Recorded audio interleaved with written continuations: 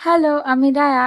আর নিজেকে আটকে রাখতে না পেরে অবশেষে বেরিয়ে পড়লামই শপিং এর উদ্দেশ্যে। বলতে পারো আজ থেকে আমাদের শপিং শুরু। তবে এত তারা কিন্তু আমাদের না, ওই যে আমার বাড়িতে যে ছোট্ট মেম্বারটা আছে তার যেন আর তর সইছেই না, তাই এক প্রকার ধাক্কা দিয়ে আমাদের বের করলো হাতিবাগানের উদ্দেশ্যে।